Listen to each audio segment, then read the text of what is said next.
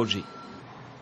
Et comme promis, on retrouve tout de suite le ministre des Transports, Frédéric Cuvillier, en direct de France Télévisions à Paris. Frédéric Cuvillier, bonsoir.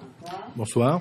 Vous l'avez donc affirmé, vous allez chercher d'autres pistes de financement pour boucler les comptes, mais clairement, y a-t-il encore réellement des espoirs de voir ce grand projet aboutir? J'aimerais réagir à ce que nous entendons depuis maintenant quelques heures et suite aux déclarations faites par le groupe Bouygues Construction. Le groupe Bouygues n'est pas autorisé à parler au nom de Voies navigables de France. Il n'est pas autorisé à parler au nom de l'État. Et ce qui serait plus juste, c'est qu'il précise que la suspension de l'étude et de la faisabilité est de son fait, et pas du fait ni de l'État ni du gouvernement. Mais la démonstration... Chez Bouygues, on met en cause les Voies navigables de France, le gouvernement attribue la responsabilité du blocage à Bouygues. On a le sentiment que tout le monde se renvoie la balle dans ce dossier. À qui la faute alors finalement? Eh bien, vous aurez la clarté par la transparence des offres qui ont été remises, le temps que celles-ci soient définitivement analysées.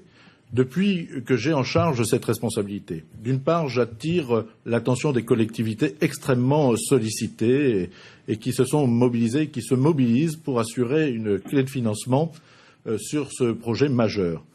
Mais par ailleurs, nous engageons des démarches pour obtenir des financements qui seraient des financements européens dans la logique de la volonté du président de la République de remettre l'Europe sur le chemin de la croissance.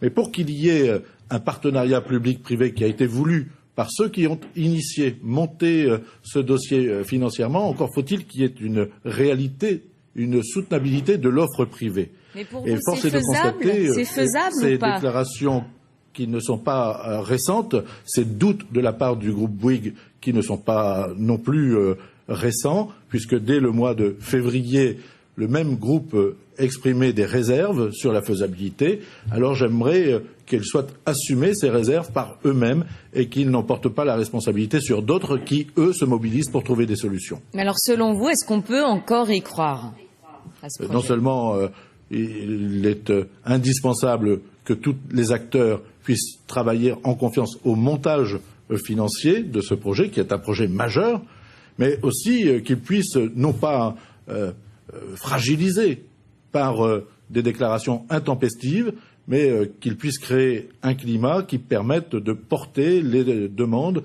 et encourager les demandes de la France pour obtenir des financements complémentaires au niveau européen. Je ne suis pas persuadé. Les élus ici dans le Nord-Pas-de-Calais attendent forcément énormément de votre part en tant qu'ancien maire de Boulogne-sur-Mer.